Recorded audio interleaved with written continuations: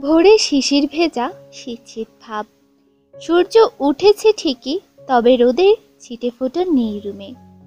Room জুড়ে থাকা দেওয়ালের কর্নারে শুকনো কাঠের ফাঁকের ভিড়ে খানিকটা সূর্যের আলোকরশ্মি আসছে মাত্র।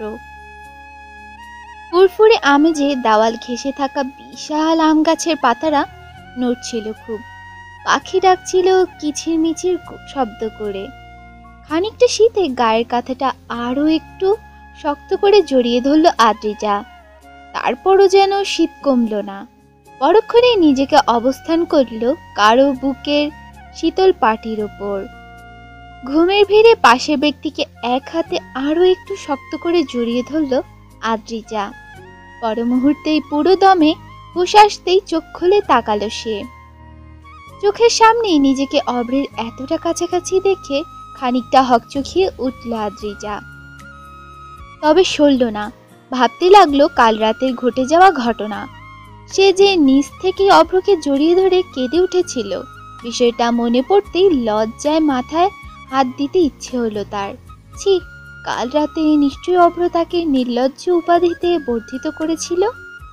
আদ্রিজা আস্তে আস্তে অভ্রের থেকে সরে আসলো। ধীরে ধীরে যেন সেও অভ্রের প্রতি আসক্ত হয়ে যাচ্ছে। কারণে অকারণে হুট করেই কাছাকাছি হয়ে যাচ্ছে দুজন। সেদিন রাতে ড্রিঙ্কস করার বিষয়গুলো মাথায় আসতেই গা গুলিয়ে আসছে আদ্রিজার। যদিও খুব বেশি তেমন কিছু মনে নেই, তবে ভুলভাল যে কিছু একটা হয়েছিল তাদের মাঝে, সেটা আদ্রিজার নিজের অবস্থা দেখেই বুঝেছিল। আর ধীরে ধীরে সবটা খোলসা হচ্ছিল। ভাগ্যে অভ্রের কিছু মনে নেই, না হলে লজ্জায় কি বলতো সে। আদ্রিজা দীর্ঘ শ্বাস ফেলল। যতই হোক, অভ্রের প্রতি আসক্ত হওয়া চলবে না তার। যে ভালোবাসার আঘাত আদ্রিজা পেয়েছে, সেই আঘাত অভ্রকে কিছুতেই পেতে দিবে না। যতই হোক, কারো ভালোবাসার বাধা হতে চায় না আদ্রিজা। আদ্রিজা আর ভাবল না, কেন যেন অভ্রকে ছেড়ে যাওয়ার কথাটা মাথায় আসতেই মনটা খারাপ হয়, ভয়ঙ্কর ভাবে খারাপ হলো তার। আদ্রিজার বেশি কিছু না ভেবে চটজলদি চলে যায় ওয়াশরুমের দিকে। তারপর শুভ্র রঙের একটা শাড়ি পরে নিল সে। গায়ের শাড়িটা বড্ড বেশি অগোছালো হয়ে গেছে। আদ্রিজা আশেপাশে তাকালো, তারপর সামনের টেবিলটা থেকে একটা কলম আর একটা ছোট্ট কাগজের টুকরোতে কিছু একটা লিখে সেটাকে অভ্রের বালিশের পাশে রেখে রুম থেকে বেরিয়ে গেল সে। আদ্রিজা যাওয়ার কয়েক মুহূর্তের মাঝে অভ্রের ঘুমটা ভেঙে গেল। পাশে আদ্রিজাকে না দেখে খানিকটা অবাক হয়েছে সে। সামনের জানালাগুলো খোলা, হয়তো আদ্রিজা খুলে গিয়েছে নিচে। অভ্র সামনের দেওয়াল ঘড়িটার দিকে তাকালো, সবে মাত্র 6:30 বাজে। অভ্র আধমরা হয়ে বসে রইল কিছুক্ষণ। আজ যেন খুব তাড়াতাড়ি ঘুমটা ভেঙে গেল তার। হঠাৎই অভ্রের চোখ গেল আদ্রিজার রেখে যাওয়া চিরকুটের দিকে। অভ্র হাত দিয়ে উঠালো, সাথে দেখলো আদ্রিজা কিছু লিখে গেছে। কাল আমাকে সামলানোর জন্য এতগুলো ধন্যবাদ ঘুমন্ত রাজকুমার। সামনাসামনি বলতে পারবো না বলে চিরকুট লিখে গেলাম। আপনি আবার জিজ্ঞাসা করতে আসবেন না কিন্তু। আমি কিন্তু বড্ড লাজুক পদে, তাই প্লিজ লজ্জা দিবেন না আর। লজ্জার জন্যই এই চিরকুট লেখা। আমি কালকে জন্য সত্যিই লজ্জিত। পরিশেষে বলবো, শুভ সকাল ঘুমন্ত রাজকুমার। আজকের দিনটা আপনার ভালো কাটুক। ইতি আদ্রিজা। আদ্রিজার লিখে যাওয়া চিরকুট দেখে আনমনে হাসলো অভ্র। পুষ্ট ঠোঁটে হেসে বলল, লজ্জাবতী খাটবিড়ালি একটা, এখানে কি করছো ব্ল্যাকবেরি? আচমকাই পেছন থেকে অভ্রের কণ্ঠ শুনতেই পেছন ফিরে তাকালো আদ্রিজা। মাত্রই বাড়ির পেছন দিকটায় হাঁটতে বেরিয়েছিল সে। রান্নাঘরেও গিয়েছিল, কিন্তু শাশুড়ি সহ চাচিরা কিছুই করতে দেয়নি তাকে। তাই বাধ্য হয়ে বাড়ির পেছন দিকটায় হাঁটতে বেরিয়েছিল আদ্রিজা। গাছে পাখি ডাকছে, বউ কথা কও বলে।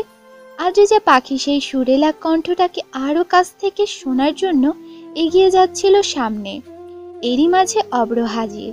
আদ্রিজা খানিকটা লজ্জা মাখা মুখ নিয়ে বলল, না, তেমন কিছু না, হালকা একটু হাঁটতে বেরিয়েছিলাম। চলো তবে একসাথে হাঁটি। আদ্রিজাও সম্মতি জানালো। অতঃপর অভ্র আদ্রিজা পাশাপাশি হেঁটে এগিয়ে যেতে লাগলো সামনে। শীত শীত ভাব পড়েছে সারা গ্রাম জুড়ে। দূর সীমানাগুলোকে কুয়াশায় ঘিরে ধরেছে ঘাপটি মেরে। যেন জানান দিচ্ছিল শীতল ভেজা এই ফুরফুরে কুয়াশা ঘেরা পরিবেশটা কনকনে শীতের ভাব আসছে। কিন্তু তোমরা প্রস্তুত তো শীত নামক জোরালো শীতলের স্পর্শ পেতে?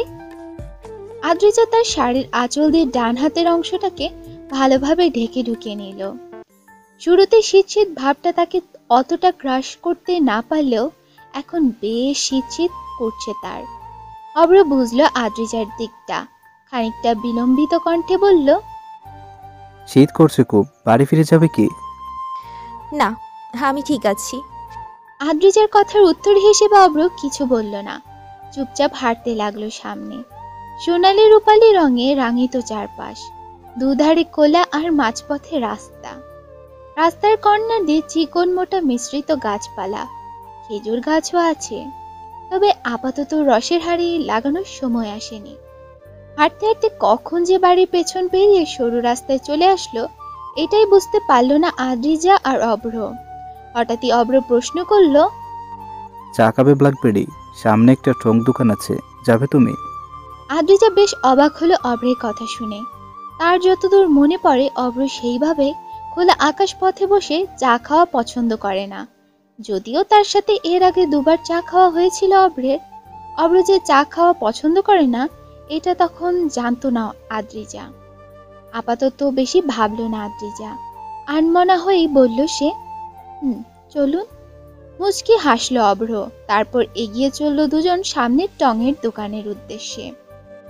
প্রভাত বেলা, ঘড়ির কাঁটায় 7:30 ছাড়িয়ে গেছে। পাশাপাশি টং দোকানে বসে চা খাচ্ছে অব্র আর আদ্রিজা। চায়ের স্পর্শে এখন মোটামুটি নিজেকে ফুরফুরে লাগছে আদ্রিজার। শীত শীত ভাবটা এখন আর নেই। আদ্রিজা চারপাশে চোখ বোলালো। দূর দূরান্তের বিশাল কোলার দিকে তাকিয়ে আছে আদ্রিজা। দূর সীমানায় এখনো কুয়াশা ঘেরা আছে সেখানে। আদ্রিজার দৃষ্টি বর্তমানে সেখানেই। দূর কুয়াশার ভিড়ে এক চিলতে সূর্যের আলোক রশ্মি চোখে পড়ল আদ্রিজার। এই রশ্মিটা শুরু থেকেই তাদের সাথে লেপ্টে আছে। তারাও যেখানে যায় সেও সেখানে তাদের পিছু পিছু হাঁটে। আবার তারা যখন স্থির হয়ে দাঁড়িয়ে পড়ে সেও তাদের সাথে তাল মিলিয়ে স্থির হয়ে দাঁড়িয়ে থাকে চুপচাপ। ব্যাপারটা দারুণ। আনমনা হাসলো আদ্রিজা। আদ্রিজার হাসি মাখা মুখ দেখে অব্রও হাসলো। কেন যেন অজানা এক প্রশান্তি কাজ করছে নিজের মাঝে। অব্র আদ্রিজাদের চা খেয়ে বাড়ি ফিরতে ফিরতে প্রায় 8:30 বেজে যায়। অব্র আদ্রিজা একসাথে ছিল বেজায় কেউ কোনো প্রশ্ন করেনি তেমন। বিকেলে জরুরি তলব আসাতেই অব্র আদ্রিজাকে চলে আসতে হয় সিলেট থেকে। বিগত একদিন অব্রের ফোনে হাজার চেষ্টা করেও ইউনুস কন্ট্যাক্ট করতে পারেনি। শেষে বাধ্য হয়ে অব্রের বাবার নাম্বারে ফোন করে জানায় সব। অফিসে একটা বিষয়ে গরমিল ঘটেছে কিছু নিয়ে, ফোনে সব বলা যাচ্ছিল না বেজায়। বিকেলেই অব্রকে যেতে হয় সিলেট থেকে। আদ্রিজাকে থাকার জন্য থাকতে বললেও থাকে না। যতই হোক দিনটা যেমন তেমন, রাতটা তার জন্য বড়ই তীক্ষ্ণ। অব্রের বাবা মা আর আরও কাল সকালে যাবে বলে দিয়েছে। এখানে একটা মজার বিষয় হলো আদ্রিজা সেদিন অব্রের কোনো কাজিনের বিয়ের কথা শুনে এসেছিল এখানে। মূলত সেটা সাজানো বিষয় ছিল একটা, যাতে অব্র আর আদ্রিজাকে এখানে আনা যায়। তারা জানতো কাজ শেষ হলেও অব্র কোনো না কোনো বাহানা নিয়ে ঠিক থাকতো আর আসতো না এখানে, তাই এমন মিথ্যে কথা বলেছে। যদিও বিষয়টা আদ্রিজা বুঝতে না পারলেও অব্র ঠিকই বুঝেছিল। তারপরেও সে এসেছে এখানে তার মা বিয়ের কথা না বললেও আসতো সে, কারণ আদ্রিজার যে একা বাড়িতে ভালো লাগছিল না। অতঃপর সবাইকে বিদায় জানিয়ে অব্র আদ্রিজা বেরিয়ে পড়ল গাড়ি নিয়ে। ঠিকভাবে থাকতে পারল না দুজন। তবে অব্র বলেছে নেক্সট টাইম কাজটা শেষ হলে সে আবার আসবে আদ্রিজাকে নিয়ে, সাথে অনেকটা সময় এখানে একসাথে কাটাবে দুজন। অব্রের কথা অব্রের দাদা দাদিও মেনে নিয়েছে সবটা। সেইভাবে তো কথাই হলো না তাদের আদ্রিজার সাথে। মনটা বেজায় খারাপ ছিল তার জন্য, কিন্তু পরিস্থিতি কি আর মন খারাপের বায়না শোনে। গাড়িতে চুপচাপ বসে আছে আদ্রিজা আর অব্র। সিলেটের সেই দেখে যাওয়া চা বাগানটার দিকে তাকিয়ে আছে আদ্রিজা। বড্ড বেশি খারাপ লাগছে এখন। তারা কাল এলো আর আজই চলে যাচ্ছে। তবে ভালো হয়েছে, যতই হোক এখানে ভূতের উপদ্রব আছে, এখানে থাকা যায় না। নিঝুম বিকেলের প্রকৃতিগুলো ছিল নিশ্চুপ আর নিরিবিলি। শুধু সারি সারি পাহাড়, সমতল জায়গা জুড়ে গাছগাছালিরা বাতাসের ছোঁয়ায় সবুজ পাতাদের নিয়ে নড়ছিল কিছুক্ষণ পর পর। পিচ ঢালা রাস্তার পথ দিয়ে এগিয়ে চলছিল অভ্র আর আদ্রিজা। রাস্তার দুই ধারে চিকন সাইজের বড়সড় গাছ আর চা বাগানের বিপুল সৌন্দর্য। চা বাগানের সৌন্দর্যে মনটা মাতোয়ারা আদ্রিজার। মিষ্টি সুবাসের ফুরফুরে বাতাসে মনটা সতেজ হচ্ছিল তার।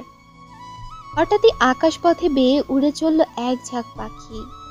আদ্রিজা তাকিয়ে রইল তাদের যাওয়ার পানে, আর অভ্র গাড়ি ড্রাইভ করছিল আর কিছুক্ষণ পর পর আদ্রিজার মুখশ্রী দেখছিল। কিছু একটা ফিল হচ্ছিল তার, নতুনত্বের কিছু অনুভূতি প্রকাশ পাচ্ছিল তার মনে। অভ্র হয়তো ধীরে ধীরে এই জিনিসটা বুঝে উঠতে পারছিল, তবে আপাতত কিছু প্রকাশ করল না। এই মুহূর্তে দাঁড়িয়ে মনে হচ্ছে তার ভালোবাসা শব্দটার অর্থ হয়তো অনেকদিন কাছ থেকে একটা মানুষকে দেখা নয়। ভালোবাসা মানে হলো কাছে থাকার প্রশান্তি আর দূরে যাওয়ার শূন্যতা ফিল হওয়া। কাছের থাকার প্রশান্তি হলো এবার না হয় খানিকটা শূন্যতা ফিল হলেই সবটা বুঝে যাবে অভ্র। কিন্তু উত্তর আপাতত নেই অভ্রের কাছে।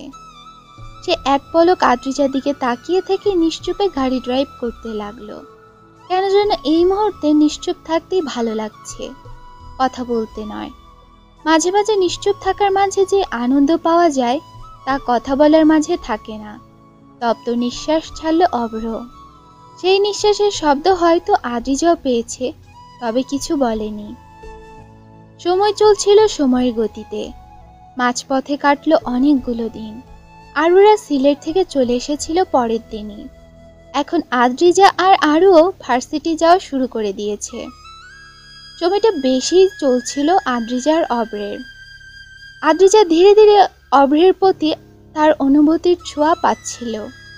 আদ্রিজার মন বুঝতে পেরেছিল দ্বিতীয়বারের মতো হয়তো আদ্রিজা কাউকে ভালোবেসে ফেলেছে।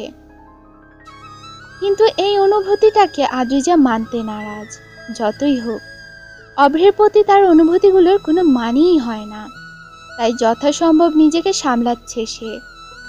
আর বাকি রইল অভ্র। সেও বুঝে গেছে সে লাবণ্যকে নয় আদ্রিজাকে ভালোবেসেছে শুরু থেকেই, শুধু বুঝতে একটু সময় লেগেছে। লাবণ্যের প্রতি ভালোবাসাটা তার শুধু একটা মোহ ছিল, যেটা আদ্রিজা আসার পর ঘুচে গেছে। হয়তো এই কারণেই হয়তো অভ্র এখন পর্যন্ত লাবণ্যের সামনে ভালোবাসি শব্দটা উচ্চারণ করতে পারেনি, আর হয়তো পারবেও না। আজ ভার্সিটি যায়নি আদ্রিজা। কেন যায়নি তা সে নিজেও জানে না, তবে আরও গেছে। কয়েকদিন যাবৎ শরীরটা ভালো লাগছে না আদ্রিজার, একটুতেই ক্লান্তি ফিল হয়। আপাতত বাড়ির সব কাজ গোছগাছ করে নিজের রুমের উদ্দেশ্যে রওনা হলো আদ্রিজা। খানিকটা ক্লান্ত লাগছে নিজেকে। আদ্রিজা বেশি কিছু না ভেবেই আলমারি থেকে একটা শাড়ি বের করে চলে যায় ওয়াশরুমের উদ্দেশ্যে। আধ ঘন্টার মতো শাওয়ার নিয়ে বেরিয়ে আসে দ্রুত। এরই মাঝে তার ফোনটা বিকট শব্দে বেজে উঠল। এতে খানিকটা কেঁপে উঠল আদ্রিজা। পরক্ষণে নিজেকে সামলে নিয়ে এগিয়ে চলে গেল সে তার মোবাইলের কাছে। অভ্র ফোন করেছে দেখে খানিকটা বিস্মিত হলো আদ্রিজা, কারণ অভ্র সেইভাবে কখনো তাকে ফোন করে না। আদ্রিজা বেশি না ভেবে তৎক্ষণাৎ ফোনটা তুলে বলল, হ্যালো। আদ্রিজার হ্যালো শুনে অপর প্রান্তে থাকা অভ্র খানিকটা চিন্তিত স্বরে বলল, আমি অভ্র ব্ল্যাকবেরি। আমি বোধহয় আজকে সকালে একটা ফাইল ভুল করে বাড়িতে রেখে এসেছি। খুব জরুরি ওটা। দেখো তো ফাইলটা বিছানা অথবা আলমারির ভিতরে আছে কিনা। কিছুক্ষণ পর মিটিং, ওটা ইমার্জেন্সি লাগবে আমার। আচ্ছা দেখছি, আপনি কলে থাকুন। অভ্রের কথা মতো আদ্রিজাও দেখতে লাগলো বিছানায় থাকা ফাইল আছে কিনা, কিন্তু না, নেই। আদ্রিজা খানিকটা বিলম্বিত কণ্ঠে বলল, বিছানায় তো নেই। তাহলে আলমারিতে দেখো, নিশ্চয়ই ওখানে আছে। বলেই চলে যায় আদ্রিজা আলমারির দিকে। আলমারিটাকে বর্তমানে দুভাগে ভাগ করে ব্যবহার করে অভ্র আর আদ্রিজা। যদিও আদ্রিজা বলেছিল তার আলমারি লাগবে না, কিন্তু অভ্র শোনেনি, কারণ বিষয়টা তার ভালো লাগেনি। আদ্রিজা অভ্রের থাকা জামা কাপড়ের সাইডে খুঁজতে লাগলো ফাইলটা। কিছুক্ষণের মাঝে পেয়েও গেল। একটা ফাইলই ছিল সেখানে। আদ্রিজা ফাইলটা হাতে পেতে বলে উঠল অভ্রকে, পেয়েছি, এখন কি করব? বাসায় কি আরও আছে আদ্রিজা? না, ও তো এখন ভার্সিটি থেকে ফেরেনি। এখন তবে কি করব? 8 ঘন্টা পর মিটিং। এখন ইউনুসকে পাঠালেও গিয়ে আসতে আসতে অনেকটা লেট হয়ে যাবে। বাড়িতে তো বাবাও নেই, তাই না? হুম, কতক্ষণ আগেই বেরিয়েছেন উনি। আমি কি নিয়ে আসবো? তুমি? কিন্তু তুমি কি আমার অফিস চেনো? চিনি না ঠিকই, তবে আমি পারবো। ঠিক আছে, একটু তাড়াতাড়ি এসো। আচ্ছা, আপনি চিন্তা করবেন না। বলেই ফোনটা কাটলো আদ্রিজা। তারপর হালকা পাতলা সাজগোজ করে বেরিয়ে পড়ল সে অভ্রের অফিসে যাওয়ার উদ্দেশ্যে। অভ্রের মা ছিল বাড়িতে, আর তাকে বলেই বেরিয়ে পড়েছে আদ্রিজা। খানিকটা টেনশন হচ্ছে, সাথে বার কয়েক আকাশপথে তাকিয়ে বলল সে যেন সময় মতো পৌঁছাতে পারে অভ্রের অফিসে। এয়ারপোর্ট থেকে নিজের ব্যাগপত্র নিয়ে বাহিরে বেরিয়ে আসলো লাবণ্য সহ তার মা বাবা। চোখ ভরা পানি আর বুক ভরা অশান্ত মন নিয়ে তাকালো লাবণ্য আকাশপথে। কোথাও যন্ত্রণা হচ্ছে খুব, চোখের পানি টলটল করছে। লাবণ্য নিজেকে সামলালো, তারপর তার বাবাকে উদ্দেশ্য করে বলল, বাবা, তোমরা বাড়ি যাও, আমার কিছু কাজ আছে, সেটা সেরে আসছি। বলে বাবা মাকে আর কিছু বলার সুযোগ না দিয়ে দ্রুত ট্যাক্সি ডেকে চলে গেল লাবণ্য। আর লাবণ্যে যাওয়ার পানে তাকিয়ে থেকে দীর্ঘ শ্বাস ফেলল লাবণ্যের বাবা মা। মেয়েটা বড্ড পাল্টে গেছে। আগের মতো তাদের সাথে কথা বলে না, একটুতেই রেগে যায় হুটহাট। অফিসের সামনে দাঁড়িয়ে আছে ইউনুস। অপেক্ষা করছে সে আদ্রিজার আসার জন্য, কারণ অভ্রই তাকে বলেছে এখানে এসে দাঁড়াতে। মিটিং শুরু হতে আর মাত্র 5 মিনিট বাকি, এখনো আদ্রিজা আসছে না। বিষয়টা বড্ডই চিন্তা হচ্ছে ইউনুসের। অভ্রের বাসা থেকে অফিসে আসতে বড়জোর 20 মিনিট সময় লাগে। রিকশায় আসলে একটু দেরি হয়। তবে কি আদ্রিজা রিকশায় করে আসছে নাকি?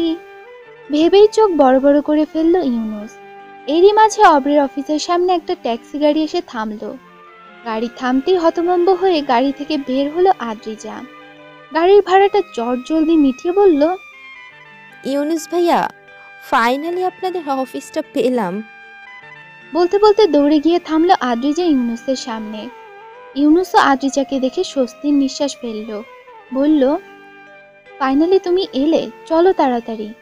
আদ্রিজাও আর বেশি ভাবল না, চলল ইউনুসের পিছু পিছু। চিন্তিত মুখ নিয়ে নিজের রুমে বসে আছে অভ্র। খানিকটা রাগ হচ্ছে তার নিজের ওপর। কি করে যে আজ ফাইলটা বাড়িতে ফেলে আসলো আসলে বুঝতে পারছে না। এরই মাঝে সেখানে উপস্থিত হলো আদ্রিজা। বলল, আর চিন্তা করতে হবে না, এই নিন আপনার ফাইল। বলেই আদ্রিজা এগিয়ে দিল ফাইলটা অভ্রের দিকে। অভ্রও বাসা থেকে উঠে দাঁড়ালো। হাতে আর সময় নেই বেশি। অভ্র ফাইলটা হাতে নিয়ে বলল, শুনো, কোথাও যাবে না, এখানে বসে থাকবে। আমি মিটিং সেরে এক্ষুনি আসছি। কিছু বলার আছে তোমার? বলেই আর 2 মিনিট দেরি না করে দ্রুত বেরিয়ে যেতে নিল অভ্র। পরক্ষণে আবার দাঁড়িয়ে পিছু ফিরে আদ্রিজার দিকে তাকিয়ে বলল, আবারও বলছি, কোথাও যাবে না ব্ল্যাকবেরি, এখানেই থাকবে, নইলে রাগ করবো কিন্তু।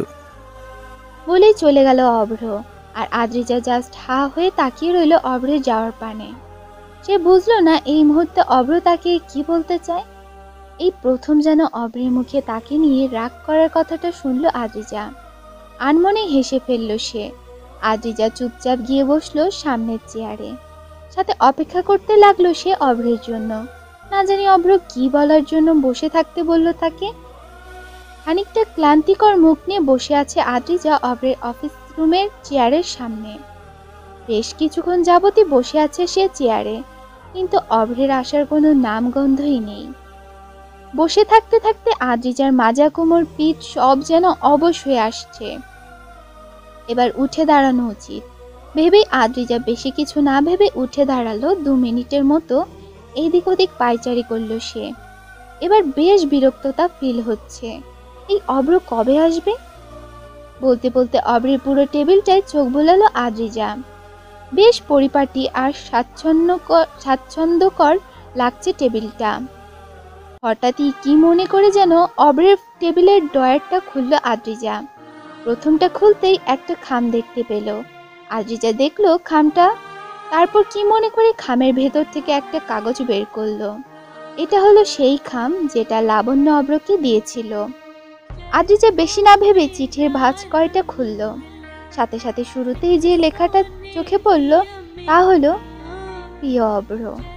আদ্রিজা প্রথমটুকু দেখে বুঝেছে কেউ অব্রকে চিঠি লিখেছিল। আদ্রিজা কোনো কিছু না পড়েই একদম শেষের নামটা দেখলো, যেখানে লেখা ছিল ইতি লাবণ্য। লাবণ্য নামটা শুনতে বুকটা যেন ছ্যাদ করে উঠল আদ্রিজার। পরক্ষণে নিজেকে সামনে নিল সে। এটা তো আহামরি অবাক হওয়ার মতো বিষয় নয়। পরক্ষণে কিছু একটা ভেবে পুরো চিঠিটা পড়তে লাগলো আদ্রিজা, যেখানে লেখা ছিল প্রিয় অব্র। প্রিয় শব্দটা শুনতে যতটা না প্রিয় লাগে তার চেয়েও বেশি প্রিয় তুই আমার কাছে।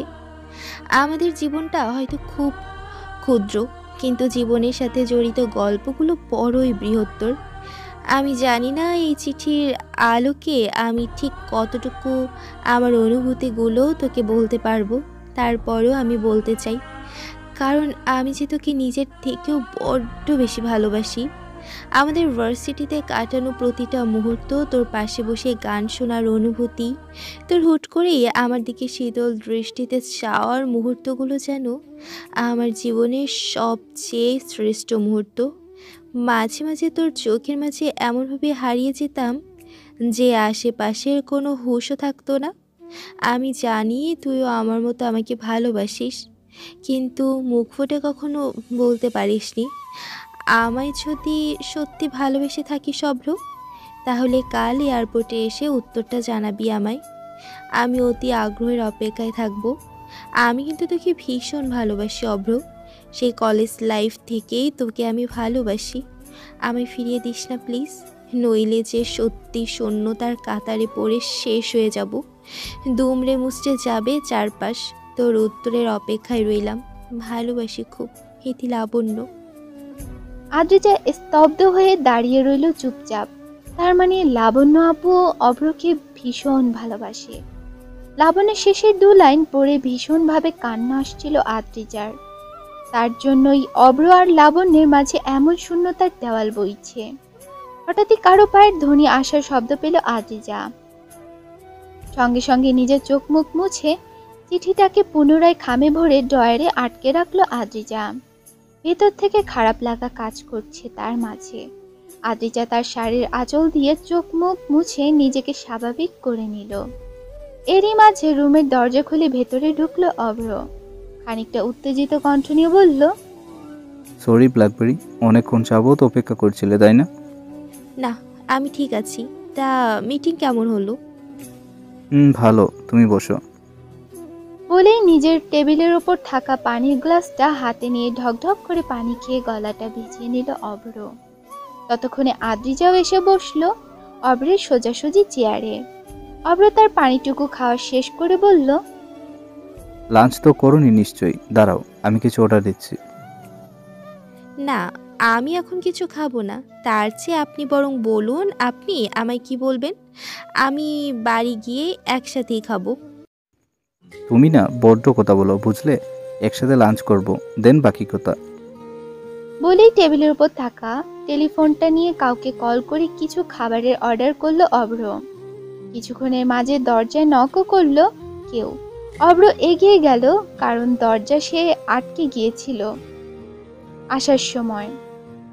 অভ্র খুশি মাখা মুখ নিয়ে দরজা খুলতে নিল, কারণ সে ভেবেছে হয়তো খাবার দিতে কেউ এসেছে। আদ্রিজাও তাকিয়ে আছে অভ্রের দিকে। অভ্র দরজা খুলে কিছু বলতেই যাবে, এরই মাঝে তাকে এসে জড়িয়ে ধরল লাবণ্য। বলল, কেমন আছিস অভ্র? আমায় তো মনে হয় পুরোই ভুলে গেছিস। কিভাবে পারলি আমায় ভুলে এতদিন থাকতে? নাকি আমি মিথ্যা বলে চলে গিয়েছিলাম বলে বড্ড অভিমান করেছিস তুই? পুরো একশ্বাসে কথাগুলো বলে ফেলল লাবণ্য অভ্রকে। হুট করেই আকস্মিক এমন ঘটনায় অভ্র আদ্রিজা দুজনেই চমকে গেল। আদ্রিজা বসা থেকে উঠে দাঁড়ালো তৎক্ষণাৎ। খানিকটা খারাপ লাগছে তার। কেন যেন অব্রকে লাবণ্য জড়িয়ে ধরেছে, বিষয়টা ঠিক মানতে পারছে না সে। আদ্রিজা জানে এমনটা ভাবা ঠিক না, কারণ সে তো আগে থেকেই জানতো। হ্যাঁ, এটা জানতো না যে লাবণ্য অব্রকে ভালোবাসে, কিন্তু এখন তো সেটাও জানে। আদ্রিজা যথাসম্ভব নিজেকে সামলানোর চেষ্টা করলো। এই মুহূর্তে ইমোশনাল হওয়ার কোনো মানেই হয় না। অন্যদিকে অব্র পুরো বাকরুদ্ধ হয়ে গেছে। সে বুঝে উঠতে পারেনি এইভাবে হুট করে লাবণ্য এসে তাকে জড়িয়ে ধরবে। পরক্ষণে হুঁশ আসতেই নিজের থেকে লাবণ্যকে ছাড়ালো অব্র। তারপর বলল, তুই তুই এই সময় এখানে কবে এলি আমেরিকা থেকে? অতি উত্তরে লাবণ্য কিছু না বলে তাকালো আদ্রিজার দিকে। খানিকটা অবাক স্বরেই বলল, এই মেয়েটাকে আর তোর রুমে কি করছে? দেখে তো মনে হচ্ছে না তোর অফিস স্টাফ। ও ব্ল্যাক, না ও আদ্রিজা, আর ওর বেস্ট ফ্রেন্ড। আর ওর জন্মদিন ছিল তো তখন, খেয়াল করিসনি নাকি? ও, তা ও কি করছে এখানে? এরই মাঝে আবারও দরজায় নক করলো কেউ। বলল, স্যার আপনার খাবার। অব্র শুনল, লাবণ্যকে পিছনে রেখে এগিয়ে গেল সে। সাথে বলল, ওই টেবিলে রেখে যাও। বলে অফিসের স্টাফটিও খাবারগুলো টেবিলে রেখে চলে গেল। লাবণ্য বেশ অবাক হয়ে অব্রের দিকে তাকিয়ে রইল। তাকিয়ে বলল, এখনো লাঞ্চ করিসনি? আচ্ছা, এই মেয়েটা এখানে কি করছে? কেন এসেছে তোর অফিসে? অ্যাকচুয়ালি হয়েছে কি লাবণ্য, তুই তো ছিলি না, অনেক কিছু পাল্টে গেছে আমার জীবনের। ও হলো আমার আর কিছু বলার আগে থমথমে গলায় বলে উঠল আদ্রিজা, আসলে হয়েছে কি লাবণ্য আপু, তুমি আমায় না চিনলেও আমি তোমায় চিনি। আসলে উনি একটা ফাইল বাড়িতে ফেলে এসেছিল, আর আমি তখন ওনাদের বাসায় ছিলাম, তাই নিয়ে এসেছি বাড়িতে। আর কেউ ছিল না নাকি? যাই হোক, আমি এখন চলে যাচ্ছি, আপনারা কথা বলুন। বলেই লাবণ্যদের পাশ কাটিয়ে চলে যেতে লাগলো আদ্রিজা। যা দেখে অব্র বলল, আমার তোমায় কিছু বলার ছিল ব্ল্যাকবেরি। উত্তরে মুচকি হেসে বলল, পরে শুনবো। বলেই চলে গেল আদ্রিজা। আর অব্র জাস্ট স্তব্ধ হয়ে তাকিয়ে রইল আদ্রিজার যাওয়ার পানে। হতাশ হয়েছে খুব। এসব কি হলো? এগুলো হওয়ার জন্য তো একদমই প্রস্তুত ছিল না অব্র। তবে অব্র বুঝতে পেরেছে আদ্রিজা কেন এইভাবে পালিয়ে চলে গেল। অব্রের ভাবনার মাঝে প্রশ্ন ছুড়ে বসলো লাবণ্য। শুনলাম তুই নাকি বিয়ে করেছিস। অব্র আরো চমকালো, ভয়ঙ্কর ভাবে চমকালো। বিস্মিত কণ্ঠ নিয়ে বলল, তুই জানিস এটা? লাবণ্য ইমোশনাল হয়ে পড়ল। এত ভাবলো অব্রের সামনে শক্তপোক্ত থাকবে, কিন্তু পারল না। সে ইমোশনাল হয়ে অব্রকে জড়িয়ে ধরে বসলো সে। তবে লাবণ্য ভাবেনি এই মুহূর্তে এখানে আদ্রিজা থাকতে পারে। আসলে লাবণ্য অব্রের বিয়ে হয়ে যাওয়ার 3 দিন পরই জানতে পারে সবটা। তার বন্ধু মহলেরই একজন ফোন করে বলেছিল সব।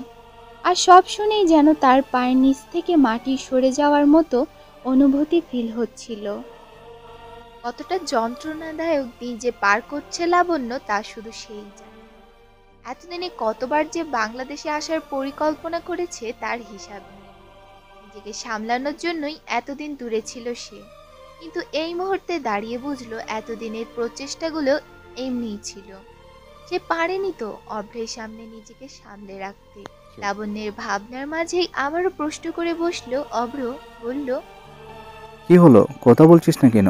কি করে জানলি তুই এসব? এসব জানা কি খুব কঠিন বিষয় অভ্র? উত্তর দিতে পারল না অভ্র। চুপ করে রইল সে। অভ্রের চুপ থাকার মাঝেই শীতল দৃষ্টিতে অভ্রের দিকে তাকিয়ে বলল লাবণ্য, আমার চিঠিটা এখনো পড়ে দেখিসনি তাই না অভ্র? চিঠির কথা শুনতেই যেন মুখ কুচকে এলো অভ্রের। তার তো একদমই মনে নেই লাবণ্যের চিঠির কথা। খানিকটা হতভম্ব হয়ে বলল অভ্র, ও শিট, আমি তো একদমই ভুলে গিয়েছিলাম তোর চিঠির কথা। আসলে এই কদিন খুব চাপে ছিলাম কিনা। শুকনো হাসলো লাবণ্য। কি বলবে না বলবে মাথা কাজ করছে না তার। শূন্যতায় বুক চিরে দীর্ঘ শ্বাস বেরিয়ে আসছে খুব করে। ব্যস্তহীন রাস্তায় নিরালায় চুপচাপ হাঁটছে আদ্রিজা। এই মুহূর্তে তার অনুভূতিটা ঠিক কেমন হওয়া উচিত এটা বুঝতে পারছে না আদ্রিজা। অভ্র লাবণ্য এই দুইজনই যেন বর্তমানে আবার তাকে এলোমেলো করে দিচ্ছে। এমন সময় হঠাৎই পেছন থেকে বলে উঠল কেউ। আদ্রিজা তুমি? অবাক দৃষ্টিতে তাকিয়ে আছে আদ্রিজা শ্রাবণের মুখের দিকে। সে ভাবতেও পারেনি এই মুহূর্তে শ্রাবণের সাথে দেখা হয়ে যাবে বা শ্রাবণ তাকে ডাকবে। আদ্রিজা এক পলক শ্রাবণের দিকে তাকিয়ে তৎক্ষণাৎ চলে যেতে নিল। যতই হোক শ্রাবণকে সে ঘৃণা ছাড়া আর কিছুই করে না। আদ্রিজাকে যেতে দেখে আহত হলো শ্রাবণ। পরক্ষণে আদ্রিজার সামনে এগিয়ে যেতে যেতে বলল, একবার সরি বলার সুযোগও কি দিবে না আমায়? সরি। শব্দটা শুনতেই যেন পুরো দমে থমকে উঠল আদ্রিজা। হাঁটা থামিয়ে দিয়ে দাঁড়িয়ে পড়ল ওখানে। আদ্রিজাকে দাঁড়াতে দেখে শ্রাবণও খানিকটা খুশি হয়ে হেঁটে গিয়ে দাঁড়িয়ে পড়ল আদ্রিজার মুখোমুখি। তারপর বলল, আমি তোমায় কিছু বলতে চাই আদ্রিজা। আদ্রিজা শুনল শ্রাবণের কথা, সাথে শ্রাবণের দিকে তাকিয়ে নীরব কণ্ঠে বলল, আমার সাথে এই মুহূর্তে আপনার কি কথা থাকতে পারে শ্রাবণ? আপনার মনে হয় না আপনার আমার কথা বলার সময় আরও আগেই শেষ হয়ে গেছে? আমি জানি আদ্রিজা, আমি যেটা করেছি সেটা হয়তো আমার করা উচিত হয়নি। I am sorry. সরি? আপনার মনে হয় না আপনি খুব দেরি করে ফেলেছেন এই সরি শব্দটা উচ্চারণ করতে? শ্রাবণ ভেবে পায় না কি বলবে এখন। শ্রাবণের ভাবনার মাঝে আবারও বলে উঠল আদ্রিজা, যাকগে, ও সব বাদ দিন। আগে বলুন তো, হুট করে সরি শব্দটা কেন উচ্চারণ করলেন? হঠাৎ কি হলো আপনার? আমি আমার ভুলটা বুঝতে পেরেছি আদ্রিজা। আসলে তুমি আমায় ছেড়ে চলে যাওয়ার পর থেকেই বুঝতে পেরেছি আমি আমি নিজ অজান্তেই তোমায় ভালোবেসে ফেলেছিলাম। সেদিন রাতে তোমার সাথে ওই অভ্র ছেলেটাকে চা খেতে দেখে নিজের রাগটা কন্ট্রোল করতে পারিনি। আমি বুঝতে পারিনি আমি জেলাস ছিলাম। আমি ভেবেছিলাম আমি এমনিই রেখেছিলাম, আর সেই রাগ থেকে আদনানের সাথে তোমার বিয়ে ঠিক করলাম।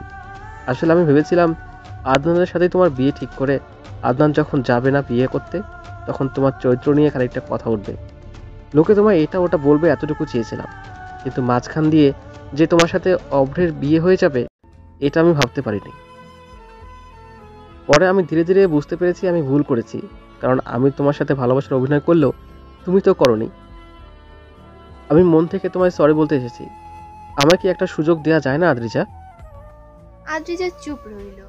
চুপে শ্রাবণের কথাগুলো শুনে শুকনো হেসে বলে উঠল সে, আপনার মনে হয় না আপনি খুব বেশি বেশি বলে ফেলছেন? আর ভুলে কেন যাচ্ছেন? আমি এখন বিবাহিত। আর কিসের সুযোগ চাইছেন আপনি? শুনুন, ভেঙে যাওয়া হৃদয়ে কখনো জোড়া লাগে না। আর এখন যে পরিস্থিতি, তাতে কোনোদিন আর জোড়া লাগবেও না। উম, যাই হোক, ভালো থাকবেন। আমায় কি ক্ষমা করবে না আদ্রিজা? ক্ষমা? কতজনের কাছে ক্ষমা চাইবেন আপনি? না জানি আমার মতো কত শত মেয়ের ভালোবাসা নিয়ে খেলেছেন আপনি। আপনাকে মেরে ফেললেও হয়তো আপনার ভুলের শোধ তোলা হবে না। আর দেরি হয়ে যাচ্ছে, আমায় যেতে দিন। আর হ্যাঁ, পারলে শুধরে যান, মেয়েদের ভালোবাসা নিয়ে খেলবেন না। একজনকেই ভালোবাসুন আর একজনকে নিয়েই সুখে থাকুন। বলে আর এক মুহূর্ত দাঁড়ালো না আদ্রিজা। তৎক্ষণাৎ চলে আসলো শ্রাবণকে পাশ কাটিয়ে। আর শ্রাবণ স্তব্ধ হয়ে তাকিয়ে থাকে আদ্রিজার যাওয়ার পানে। হয়তো সত্যিই বড্ড ভুল হয়ে গেছে তার।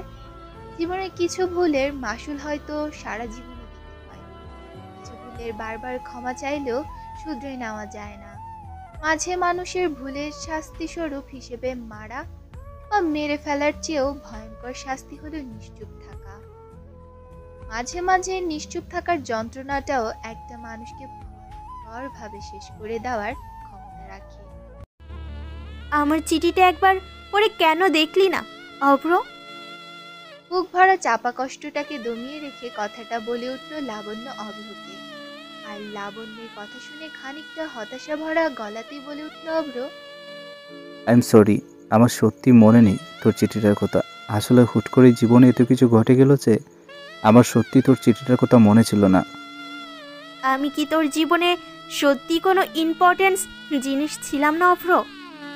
লাবণ্যের কথাগুলো আজ যেন কেমন একটু লাগছে অভ্রের কাছে। অভ্র বিস্মিত কণ্ঠে বলল, তোর কি কিছু হয়েছে? তোর কণ্ঠটা এমন লাগছে কেন লাবণ্য? তৎক্ষণাৎ উল্টো দিক ঘুরল লাবণ্য। চোখের পানি আর ধরে রাখা যাচ্ছে না তার। লাবণ্য উল্টো দিক ঘুরে তার চোখের পানিটা মুছে নিল। তারপর বলল, না, কিছু হয়নি তো। তুই খুব রাগ করছিস তাই না? সত্যি সরি দোস্ত, মন থেকে সরি। তুই দাঁড়া, আমি এক্ষুনি তোর চিঠিটা পড়ছি। বলে নিজের টেবিলটার দিকে এগিয়ে গেল অভ্র। লাবণ্য চেয়েও আটকাতে পারেনি। গলা দিয়ে কেমন যেন সরি বের হতে চাইছে না আর। অভ্র ড্রয়ার খুলে লাবণ্যের চিঠিটা বের করলো। খুলে পড়তে যাবে, এরই মাঝে লাবণ্য এগিয়ে গিয়ে ছো মেরে সেটা নিয়ে তারপর বলল, এটার তোকে পড়তে হবে না। আকস্মিক লাবণ্যের এমন কাণ্ডে চমকে উঠল অভ্র। পাল্টা কিছু বলতে যাবে, এরই মাঝে লাবণ্য বলে উঠল, আমায় কোনোদিনও ভালোবেসেছিলে অভ্র? লাবণ্যের কথাটা যেন ঝড়ের গতিতে ছুটে এলো অভ্রের কাছে। তৎক্ষণাৎ চমকে উঠল সে। এখন কি বলবে সে? অভ্রকে ভাবতে দেখে লাবণ্য আবারও বলে উঠল, আদ্রিজাকে ভালোবাসিস অভ্র? তোরা বিয়ে করে সুখী তো দুজনে। অভ্র ভরার চোখে তাকালো লাবণ্যর মুখের দিকে। কেমন যেন লাবণ্যের একটা প্রশ্ন অপ্রস্তুত ফিল করছে সে। অভ্র খানিকটা হরকানো গলায় বলল, আচমকা এসব প্রশ্ন কেন করছিস লাবণ্য? তুই কি বুঝতে পারছিস না আমি এসব প্রশ্ন কেন করছি অভ্র? আমি সত্যিই বুঝতে পারছি না তুই কি বলতে চাইছিস। কেন বুঝতে পারছিস না তুই? আমি তোকে ভালোবাসি অভ্র। সেই কলেজ লাইফ থেকে ভালোবেসে আসছি তোকে। তুই কি একটিবারও জিনিসটা বুঝতে পারিসনি? কি করে এভাবে হুট করে বিয়ে করে নিলি? বলতে বলতে কান্নায় ভেঙে পড়ল লাবণ্য। নিজেকে আর সামলে রাখতে পারল না সে। আর অভ্র স্তব্ধ হয়ে বসে পড়ল সামনে চেয়ারে। এসব কি বলতো লাবণ্য? লাবণ্য ভালোবাসে তাকে। এই কথাটা শোনার জন্য একটা সময় কতটা ব্যাকুল ছিল অভ্র, কিন্তু আজ যখন সেই কথাটা শুনল, তখন যেন কোনো ভালো লাগার অনুভূতিটা কাজ করছে না অভ্রের মাঝে। উল্টো আরো খারাপ লাগা কাজ করছে গভীরভাবে। লাবণ্য তার কান্না থামিয়ে নিজেকে সামলে নিয়ে আবারও বলতে লাগলো, এই চিঠিটাই আমি আমার ভালোবাসার কথাটাই লিখেছিলাম অভ্র, কিন্তু তুই তো পড়েই দেখলি না। আসলে আমি ভেবেছিলাম তুইও হয়তো আমার মতো আমায় ভালোবাসিস, কিন্তু আজ আমি বুঝতে পারছি তুই আমায় কখনো ভালোবাসিসনি। কারণ তুই যদি আমায় এক মুহূর্তের জন্য ভালোবাসতি, তাহলে আদ্রিজাকে বিয়েটা করতি না। আমি জানি তুই কোন পরিস্থিতিতে পড়ে বিয়েটা করতে রাজি হয়েছিলি, কিন্তু আমি যতই পরিস্থিতির দোহাই দেই না কেন, তুই আমায় সত্যিকারের অর্থে ভালোবাসলে কোনো পরিস্থিতি কোনো কিছুর সাথে ম্যাটার করে না। তুই ভাবিস না আমি তোর আর আদ্রিজার গল্পের ভিলেন হতে এসেছি। তবে তুই যদি আদ্রিজার সাথে সত্যি সুখী না হোস, তাহলে হয়তো। বলেও থেমে গেল লাবণ্য। আর কিছু বলতে ইচ্ছে হচ্ছে না তার। এদিকে অভ্র ভাবছে, গভীর ভাবনায় মগ্ন হচ্ছে সে। এই প্রশ্নের উত্তর তো আছে তার কাছে।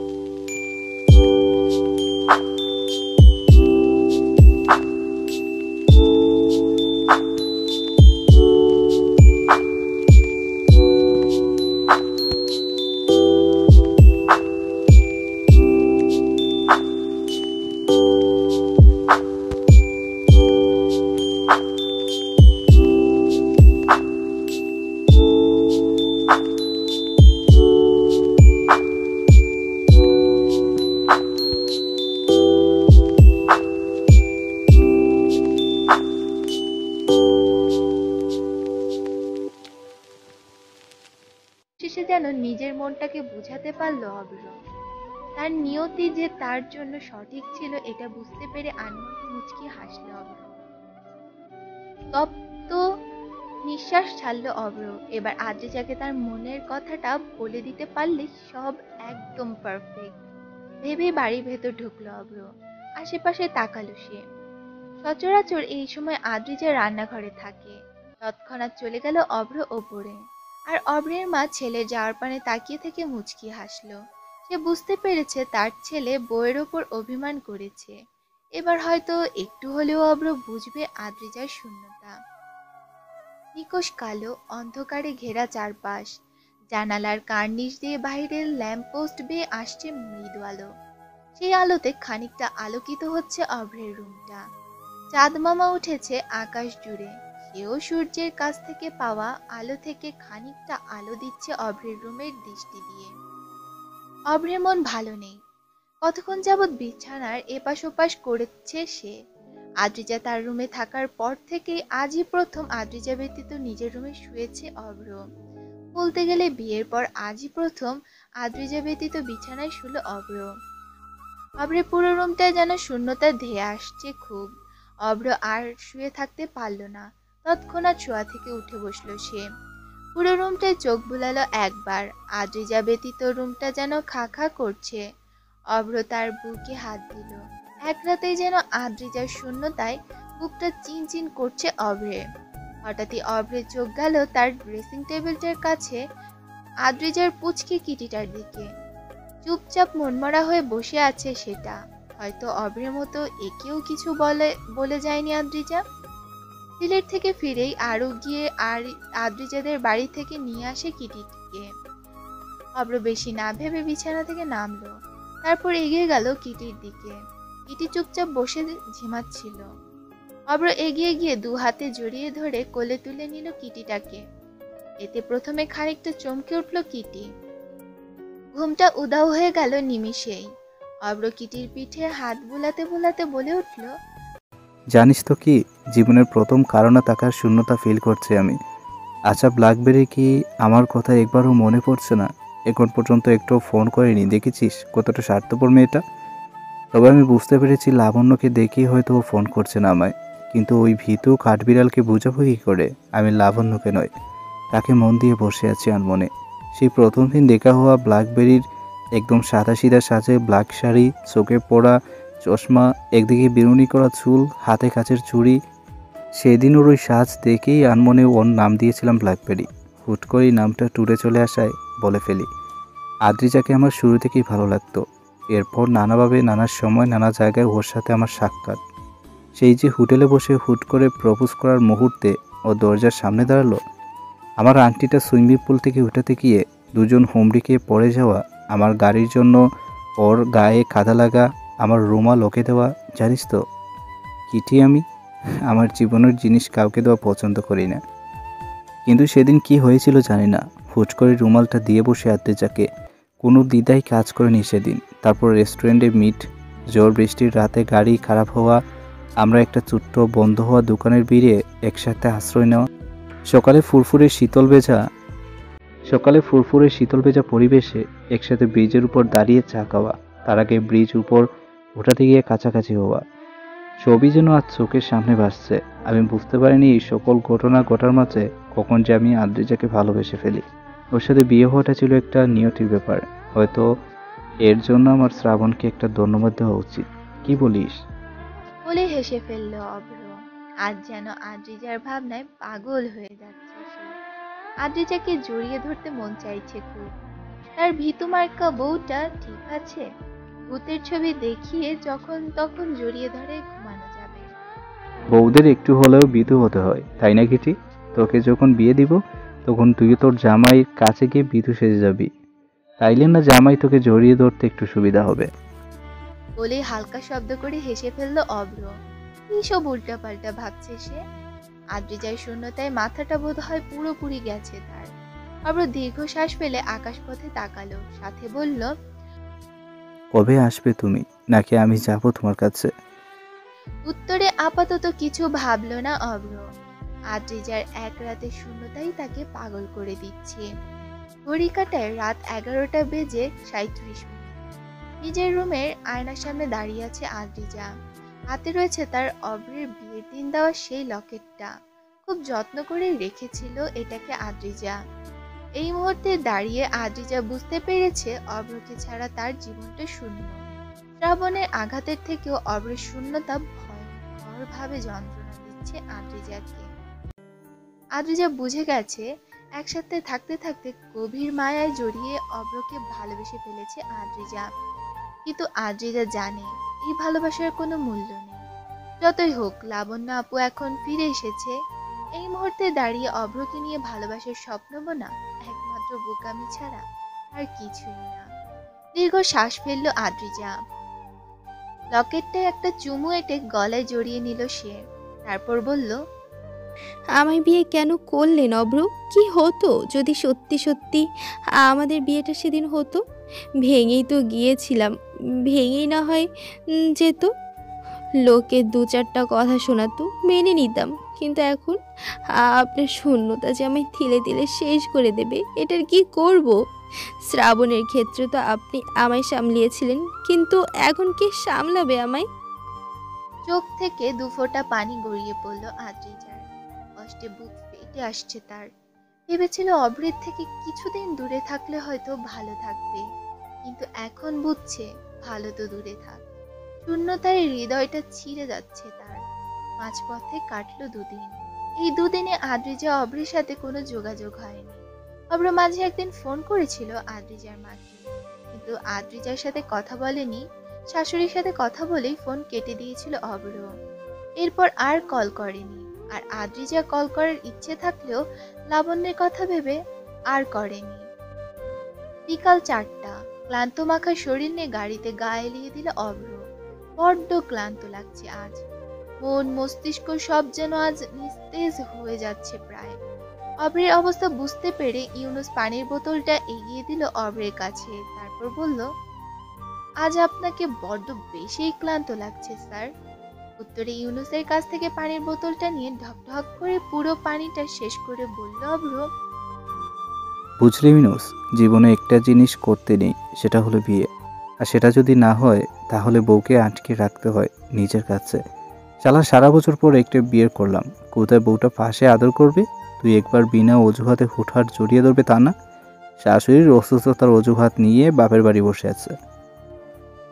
অভ্রের কথা শুনে হেসে ফেলল ইউনুস। সে বুঝলো তার অভ্র স্যার তার বউকে মিস করছে।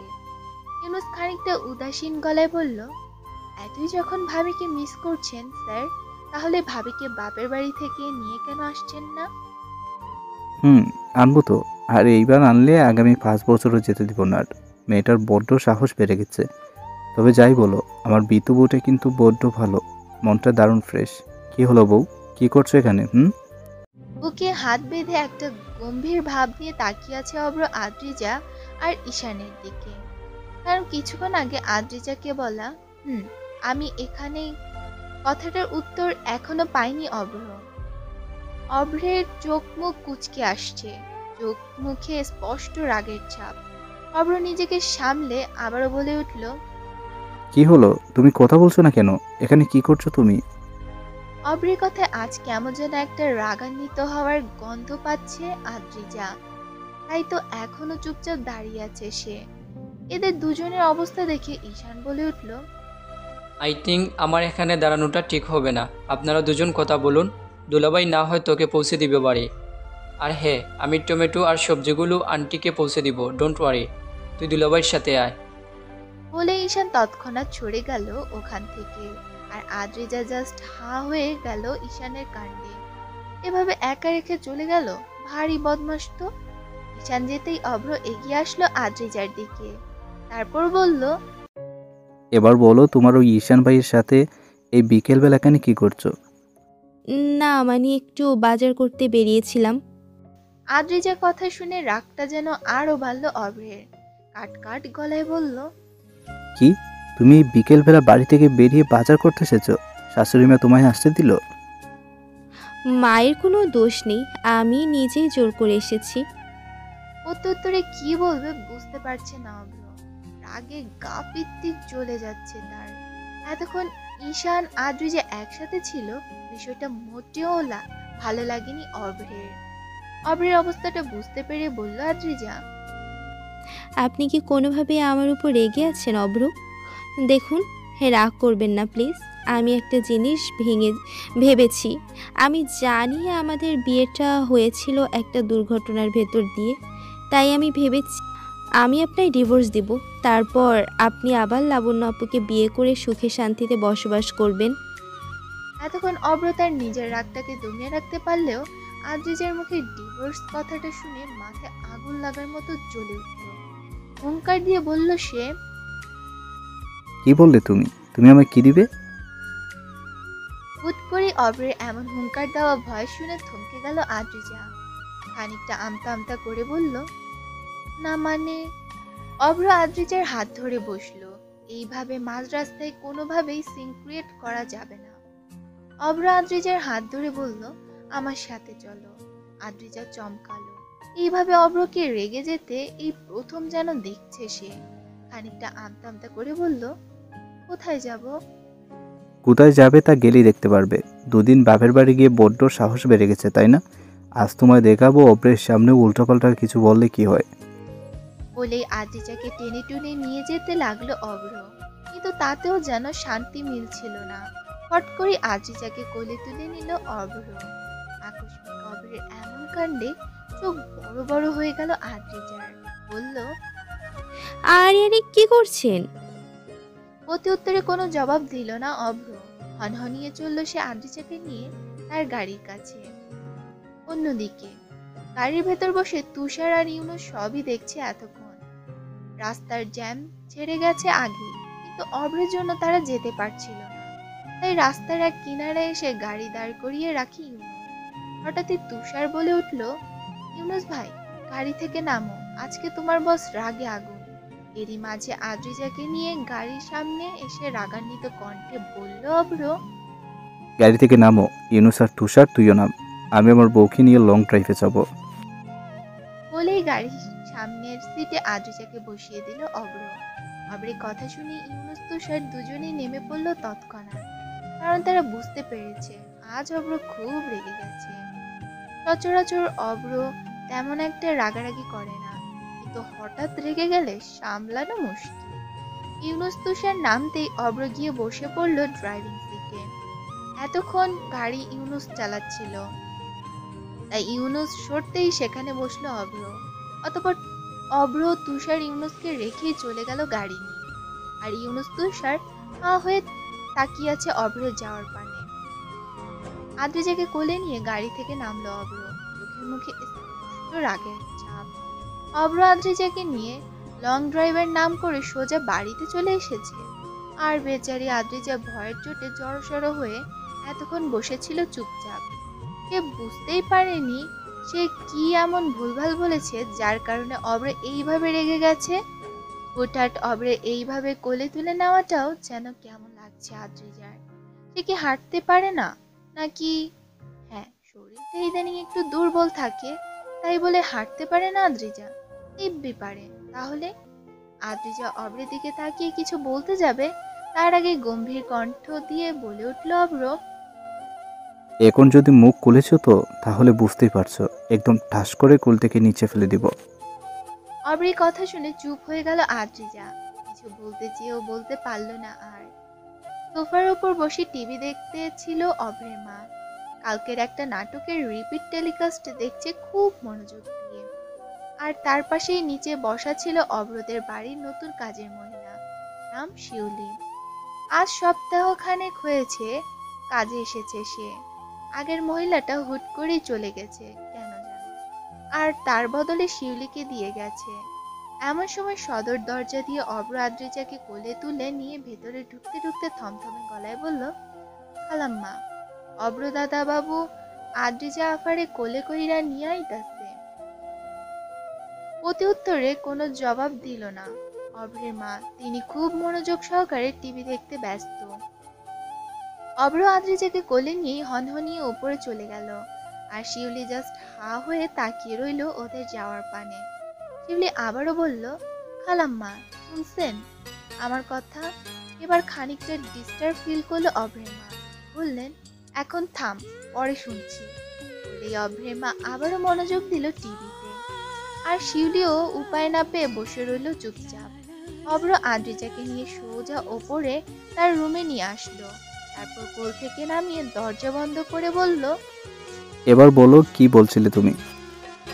আদ্রিজা আশেপাশে তাকালো। অভ্রের এই রাগের ভিড়ে নিজেকে যেন বড্ড বেশি ভীত বলে মনে হচ্ছে আদ্রিজার। আদ্রিজাকে এদিক ওদিক তাকাতে দেখে খানিকটা বিরক্ত হলো অভ্র। আবারও বলল, কি হলো? এবার চুপ কেন? অতিরিক্ত মানে খুঁজতে যেও না। কতক্ষণ আগে কি বলছিলে তারই রিপিট টেলিকাস্ট করো। আসলে আমি এটাই বলতে চেয়েছিলাম। দেখুন, আমি জানি আপনি লাবণ্য আপুকে বড্ড ভালোবাসেন, আর লাবণ্য আপুও আপনায় ভালোবাসে। তাহলে মাঝখানে আমি আপনার লাইফে কেন থাকবো বলুন? তার চেয়ে আপনি আমায় ডিভোর্স দিয়ে দিন, তারপর। Shut up! তোমায় তো বুঝতে কে বলেছে? আমি তোমায় একবারও বলেছি আমার ডিভোর্স চাই? অভ্র সিরিয়াস হলো। অভ্রের রাগটাকে দমিয়ে রেখে আদ্রিজার দু কাঁধে তার দু হাত রেখে শান্ত গলায় বলল, তুমি এত অবুঝ কেন ব্ল্যাকবেরি? এটা কি ঠিক সময়? আমি আমার ভালো লাগাকে ভালোবাসা ভেবে ভুল করেছিলাম, কিন্তু এখন আমি বুঝতে পেরেছি আমি লাবণ্যকে কোনোদিনও ভালোবাসিনি ব্ল্যাকবেরি। আদ্রিজা চমকালো ভয়ঙ্কর ভাবেই চমকালো। চমকানোর স্বরে বলল, ভালোবাসেননি মানে? হুট করে আদ্রিজাকে বুকে জড়িয়ে ধরল অভ্র। তারপর শীতল ভেজা কণ্ঠে বলল, তোমায় কিভাবে বললে তুমি বুঝবে বলো? আমি সেভাবেই বলবো। আমি লাবণ্যকে নয়, ব্ল্যাকবেরি তোমাকে ভালোবাসি। আমার নিয়তির জীবন সঙ্গিনীকে ভালোবেসে এসেছি শুরু থেকে, কিন্তু বুঝতে পারোনি কখন যে তোমায় হুট করে কাছে আসা, ভয় পেয়ে জড়িয়ে ধরা, তোমার সাজ, তোমার শান্ত স্বভাবে কথা বলার ধরন, সব কিছুকে শুরু থেকেই ভালো লাগতো আমার। তুমি বিশ্বাস করবে না, প্রথম যেদিন তোমার বিয়ে হয়ে যাচ্ছে কথাটা শুনেছিলাম, সেদিন সারা রাত ঘুম হয়নি আমার। কোথাও একটা খারাপ লাগা কাজ করছিল খুব। তারপর তোমার বদরূপের সাজ দেখে প্রথমে কোনোরকম মুগ্ধতা তুলে দিয়েছিল আমায়। তবে হ্যাঁ, এটা ঠিক, তোমার বিয়েটা আমি কিছুটা চাপে পড়েই করেছিলাম, কিন্তু খারাপ লাগা নিয়ে নয়। আমি আজ বুঝতে পারছি আমি এত বছরে কেন লাবণ্যের সামনে ভালোবাসি শব্দটা উচ্চারণ করতে পারিনি। কারণ আমার মন তো লাবণ্যকে নয়, তোমায় ভালোবাসার অপেক্ষায় ছিল। পরিশেষে বলবো, আগের সব ভুলে যাও। আমি তোমাকেই আমার মন দিতে চাই। মন তো একটাই, সেটা প্রিয় মানুষকে দিতে চাই। আমার জীবনে ভালোবাসার জায়গায় আর কেউ নেই।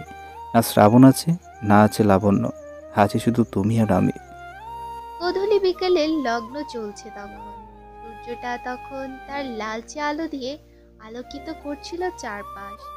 খানিকটা লালচে সেই রোদ্দুর এসে ভিড় জমিয়েছিল অভ্রের রুমের বেলকনির রেলিং ছুঁয়ে। অভ্র পুরো প্রকৃতিটাকে এক পলক চোখ বুলিয়ে আবারও বলে উঠল, আমার এই পবিত্র মনটা আরেকজন পবিত্র মানুষকে বিলিয়ে দিতে চাই, আর সেই মানুষ হচ্ছে তুমি ব্ল্যাকবেরি।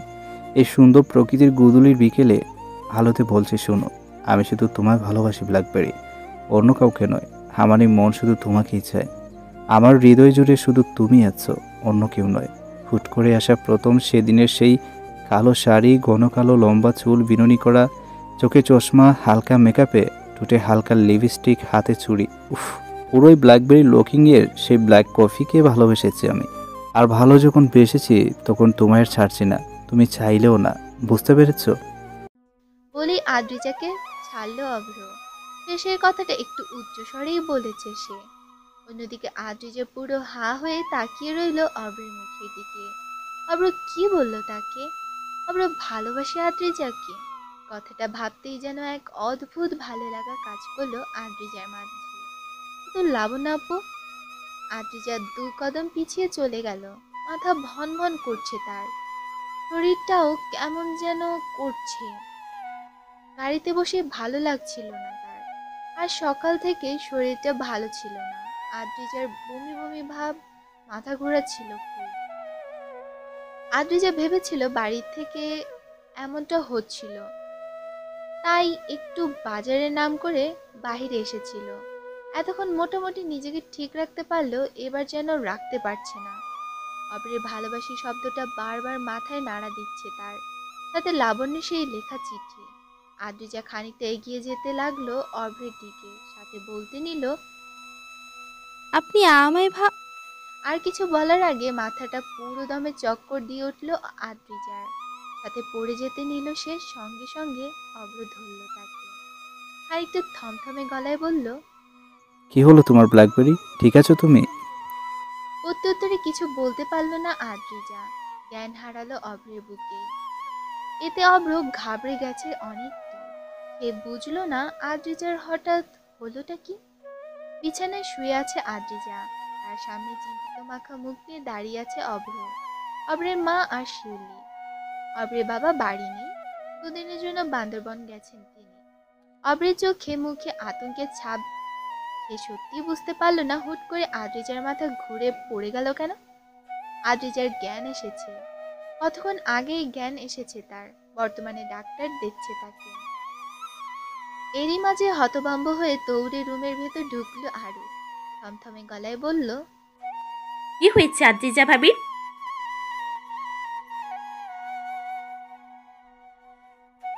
সঙ্গে সঙ্গে পুরো পরিবারের সবার মুখে যেন হাসির রেখা ফুটে উঠল।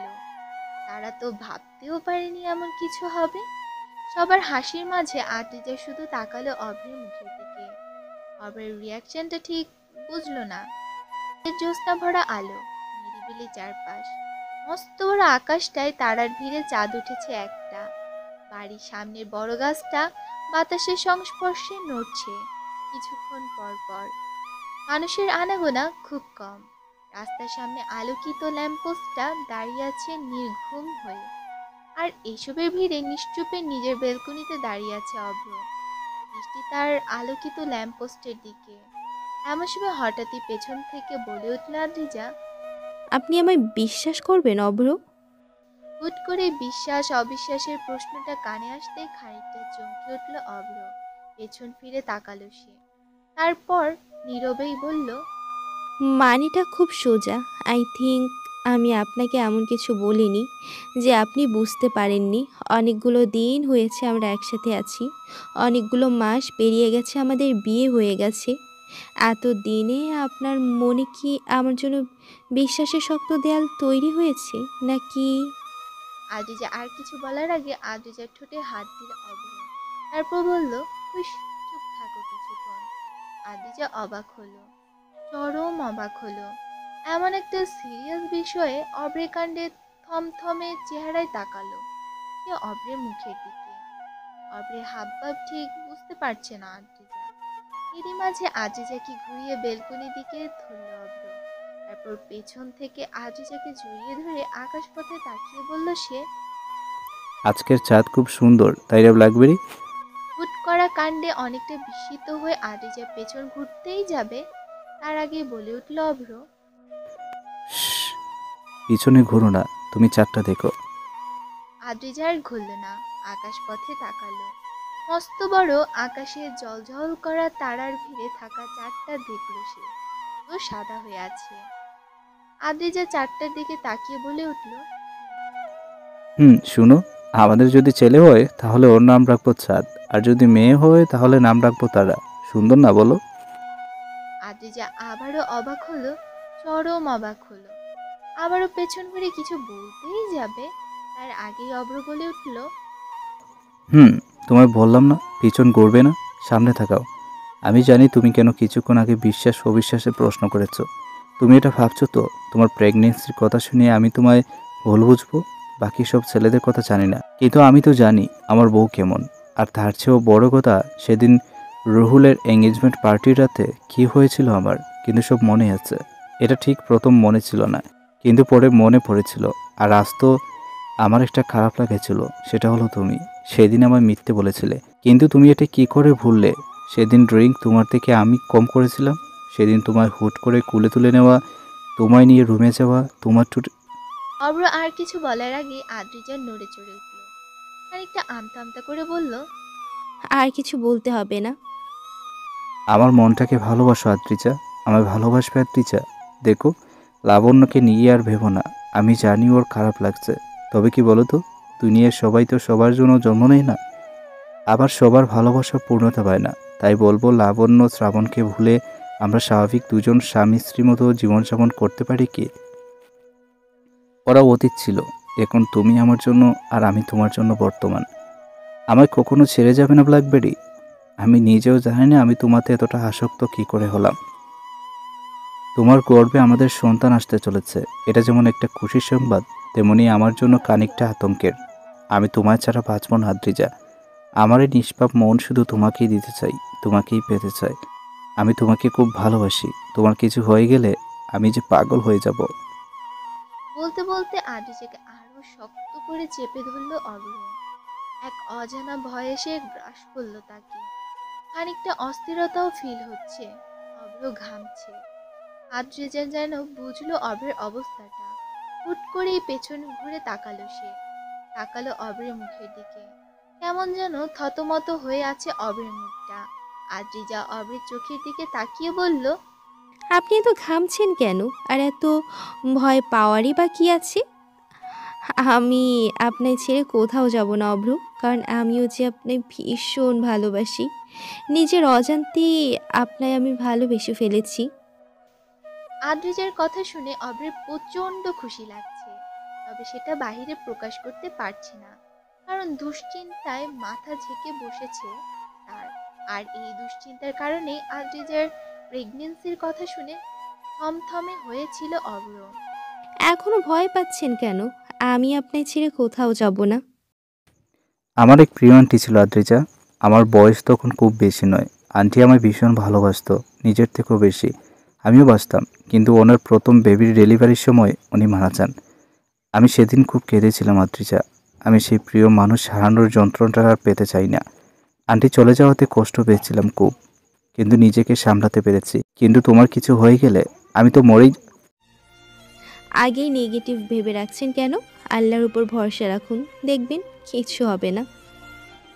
অভ্র শুনল আদ্রিজার কথা। আদ্রিজাকে জড়িয়ে ধরেই দাঁড়িয়ে রইল চুপচাপ। ঠিকই তো, আগেই ওইসব নেগেটিভ চিন্তাধারা কেন আসে মাথায়? অভ্র আদ্রিজার কপালে চুমু কাটল, বলল, আমার এই মন তোমায় খুব ভালোবাসে ব্ল্যাকবেরি, কখনো ছেড়ে যেও না। আমিও ভালোবাসি আপনায়, আমার প্রিয় কমলা লেবু। মাঝখানে কেটে গেল কয়েকটা দিন। এয়ারপোর্টের সামনে দাঁড়িয়ে আছে অভ্রের বাবা মা, আরু, তুষার, অভ্র, আদ্রিজা সহ লাবণ্যের বাবা মা, সাথে অভ্রদের কিছু ফ্রেন্ড। আজ লাবণ্য দেশ ছেড়ে চলে যাচ্ছে, যাচ্ছে তার স্বপ্ন। আমেরিকায় তার ভার্সিটির টিচার হওয়ার স্বপ্ন পূরণের উদ্যোগে এগিয়ে যাচ্ছে লাবণ্য। সাথে নিজের দেশ আর নিজের সেই প্রিয় মানুষটাকে ছেড়ে চলে যাচ্ছে বহু। ভেতর থেকে কষ্ট হচ্ছে, তবে নিজেকে সামনে নিচ্ছে লাবণ্য। যতই হোক, অভ্র আদ্রিজাকে ভালোবাসে, তাই ওদের মাঝখানে থাকা বোকামি ছাড়া আর কিছুই হবে না। লাবণ্য সামলালো নিজেকে, চোখের পানি মুছে দীর্ঘ শ্বাস ফেলল সে। এমন সময় পেছন থেকে বলে উঠল আদ্রিজা, আপু দাঁড়াও একটু, আমার খুব খারাপ লাগছে আপু। তুমি ইচ্ছে করেই আমাদের ছেড়ে চলে যেতে চাইছো, তাই না? আমি জানি আপু, তুমি অভ্রকে ভীষণ ভালোবাসো। মাঝখান থেকে আমি এসে বলতে বলতে কেঁদে উঠল আদ্রিজা। আদ্রিজার কাণ্ডে লাবণ্য এগিয়ে এসে আদ্রিজার চোখের পানি মুছে দিয়ে বলল, তোর পাগলি মেয়ে, এভাবে কাঁদছো কেন? তুমি এতটা ইমোশনাল জানতাম না তো। আর কে বলেছে তুমি আমাদের মাঝখানে এসেছো? জানো, সেদিন অভ্রের অফিসে যখন আমি গিয়েছিলাম, আমি সত্যিই ভাবিনি তুমি ওখানে থাকবে। অভ্রকে হুট করে জড়িয়ে ধরেছিলাম বলে তোমার হয়তো খারাপ লেগেছিল। যাই হোক, তুমি জানো সেদিন অভ্র আমায় কি বলেছিল? এটা ঠিক, অভ্র একটা সময় আমাকে পছন্দ করেছিল, কিন্তু আমায় ভালোবাসিনি। তাই তুমি আমাদের মাঝে এসেছো, এটা ভেবে কষ্ট পেও না। অভ্র তোমায় ভীষণ ভালোবাসে। আদ্রিজা কখনো ওকে দুঃখ দিও না। ভালো থেকো তোমরা। আমি হয়তো এখানে আর ফিরবো না, তবে তোমাদের জন্য দোয়া করব সব সময়। সেদিন অফিসে অভ্র কি কিছু বলেছিল তোমায় আপু? বলেছিল তো। ফ্ল্যাশব্যাক। সেদিন অফিসে খাবার খাওয়ার শেষের দিকে অভ্র বলে উঠেছিল হঠাৎ করেই, তুই নিয়তিকে বিশ্বাস করিস লাবণ্য? আচমকাই নিয়তি নামক উক্তিটি শুনে খানিকটা ভরাট গলায় অভ্রের দিকে তাকিয়ে বলল লাবণ্য, "কি?" নিয়তি। আদ্রিজা হলো আমার একটা নিয়তি, জানিস? ওর সাথে হুট করে যেখানে সেখানে দেখা হয়ে যাওয়া, ওকে বিয়ে করা সম্পূর্ণটাই বলতে পারিস আমার আর আদ্রিজার নিয়তি বা ভাগ্য। আমার শুরু থেকেই আদ্রিজাকে ভালো লাগতো। ওর হাঁটাচলা, শান্ত স্বভাব, ওর স্টাইল সব কিছু ভালো লাগতো আমার। আর এই ভালো লাগার জন্যই হয়তো বিয়ের দিন ওকে বিয়ে করতে গিয়ে খারাপ লাগেনি। আমার একবারও ওর উপর রাগ আসেনি, উল্টো ভালো লেগেছিল। তুই হয়তো জানিস না, একটা সময় তোর এই ভালোবাসি শব্দটা শোনার জন্য আমি কতটা বেকুলতার শীর্ষে ছিলাম। কারণ আমিও ভেবেছিলাম আমি তোকে ভালোবাসি, কিন্তু আজ যখন তুই আমায় ভালোবাসি বললি, আমার মাঝে কোনো ফিলিংসই ছিল না। এই দেখ না, তুই সেই কবে আমার জন্য চিঠি লিখে গিয়েছিলি, আমি আজ পরেও দেখিনি। আমি তোকে কখনো ভালোবাসিনি লাবণ্য। আমি আদ্রিজাকে নিজ অজান্তেই শুরু থেকে ভালোবেসে এসেছি, অথচ বুঝতে পারিনি আমি আদ্রিজাকে আমার এই মন দিয়ে ফেলেছি। আমি জানি লাবণ্য, তোর হয়তো আমার কথাগুলো শুনে এখন খুব খারাপ লাগছে, কিন্তু একটা সময় দেখবি তুই আমার চেয়েও ভালো কাউকে পাবি, যে তোকে সত্যিকার অর্থে ভালোবাসবে। আমায় ভুলে যা দোস্ত। আমি তোর সাথে সারা জীবন ভালো বন্ধু হয়েই থাকতে চাই, কারণ আমি যে আদ্রিজাকে নিয়েই ভালো আছি, আর ওর সাথেই কাটাতে চাই সারা জীবন। আশা করি তুই বুঝতে পেরেছিস আমি কি বলতে চেয়েছি। তুই আমার বন্ধু, তাই তো তোর কাছে কিছু গোপনীয় রাখতে চাইনি। তাই তোকে যে আমি ভালোবাসি ভেবেছিলাম, একটা সময় সেটাও বলে দিলাম। Flashback over. সেদিন অব্রের প্রতিটা কথায় মন দিয়ে শুনেছে লাবণ্য, আর সামনেও নিয়েছে নিজেকে। সেদিন পাল্টা তেমন কিছু বলেনি লাবণ্য, শুধু এতটুকুই বলেছিল, ভালো থাকিস তোরা দুজন। হয়তো সেদিন লাবণ্যও ভেবে নিয়েছিল সত্যিই তার জন্য কোথাও না কোথাও একজন কেউ আছে যে সত্যিই তাকে ভালোবাসবে। আচমকাই আদ্রিজার ডাকে হুঁশ আসলো। লাবণ্যের সাথে নিজের ভাবনা থেকেও বেরিয়ে আসলো সে। আদ্রিজা লাবণ্যের দিকে তাকিয়ে বলল, কি হলো আপু, তুমি কিছু বলছো না কেন? অভ্র আমায় এটাও বলেছে, ও আমায় নয় তোমায় ভালোবাসে। অভ্রের ভালোবাসা হারিয়ে যেতে দিও না কখনো, যত্নে রেখো সব সময়। এখন আমায় যেতে হবে। বলেই একে একে সবাই বিদায় জানিয়ে চলল লাবণ্য নিজের গন্তব্যের দিকে। অতঃপর লাবণ্য লাস্টবারের মতো অভ্রের দিকে এক পলক তাকিয়ে চলে যায় এয়ারপোর্টের ভিতরে, নতুন গন্তব্যের নতুন জীবনের দিকে। সাথে সেই ভালোবাসার মানুষটিকেও তো পেতে হবে। লাবণ্যের যাওয়ার পানে তাকিয়ে রইল সবাই। মুহূর্তের মাঝে চোখের আড়ালে চলে গেল লাবণ্য। হাতে টিকিট, পাসপোর্ট নিয়ে নিজের সিটের উদ্দেশ্যে যাচ্ছে লাবণ্য। হঠাৎই মাথায় টুপি দিয়ে তার উইন্ডো সিটে কাউকে বসে থাকতে দেখে হতাশ হলো লাবণ্য। খানিকটা বিরক্ত নিয়ে বলল, এক্সকিউজ মি মিস্টার, আপনি আমার সিটে বসে আছেন। কোনো মেয়েলি ভয়েস কানে আসতেই নিজের মাথার টুপিটা মুখ থেকে সরিয়ে সামনে ঘুরে তাকালো কাব্য। সামনে একটা মেয়েকে দেখে বলল, ইয়েস। আপনি আমার সিটে বসে আছেন, উঠুন জলদি। কুল ডাউন মিস, ভুল করে বসে ফেলেছি, এত রাগ দেখানোর কি আছে? আর আপনার পাশের সিটটা আমার। তো নিজের সিটে বসছেন না কেন? বাবা, এই দেখি পুরাই ধানি লঙ্কা। কি বললেন আপনি? না না, কিছু বলিনি, বসুন আপনার সিটে। বলেই কাব্য উঠে গেল। কাব্য উঠতেই নিজের সিটে বসে পড়ল লাবণ্য, আর কাব্য সরে এসে বসলো লাবণ্যের পাশ দিয়ে। হঠাৎই কাব্য বলে উঠল, তা আপনিও বুঝি আমেরিকা যাচ্ছেন? কেন? আমেরিকার প্লেন কি আমাদের লন্ডন নিয়ে যাবে? না, সেটা নয়। যাই হোক, আপনি কি সিঙ্গেল? চোখ গরম করে তাকালো লাবণ্য। সঙ্গে সঙ্গে কাব্য চুপ হয়ে গেল, আর কিছু বলল না। তবে আবার বলবে সে, কারণ পাশের মেয়েটাকে প্রথম দেখাতেই কোনো কারণ ছাড়াই ভালো লেগেছে তার। কে বলতে পারে, এই ভালো লাগা থেকেই হয়তো ভালোবাসা হয়ে যাবে লাবণ্য আর কাব্যে। গধূলি বিকেল চলছিল তখন। এয়ারপোর্টের উল্টো দিকের রাস্তাটা ছিল নির্জন, আর এই নির্জন প্রকৃতির ভিড়েই পাশাপাশি হাঁটছিল অভ্র আর আদ্রিজা।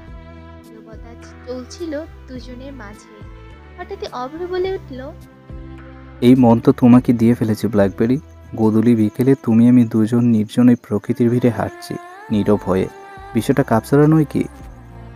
তাহলে কিভাবে হাঁটবো? হাত ধরে হাঁটবে, পাশাপাশি কাছাকাছি হাঁটবে। কোনো এক গোধূলি বিকেলে তুমি আমি একসাথে বের হব। তুমি পরবে শাড়ি, আমি পরবো পাঞ্জাবি। নির্জন বিকেলে কোনো এক নির্জন জায়গায় পাশাপাশি বসবো দুজন। আমি মন দিতে দিতে চেয়ে এখন সত্যি সত্যি দিয়ে ফেলেছি ব্ল্যাকবেরি। আমার মনটাকে যত্নে রেখো। হাতে হাত রেখে বলবো শুধু একটি কথা, তোমায় ভালোবাসি, ভালোবাসি, খুব ভালোবাসি। মুচকি হাসলো অভ্র। এরই মাঝে আকাশপথে বেয়ে ছুটে চলল মস্ত বড় প্লেন। যেই প্লেনে ছিল লাবণ্য। আদ্রিজা অভ্র দুজনেই তাকিয়ে রইল সেটার যাওয়ার পানে।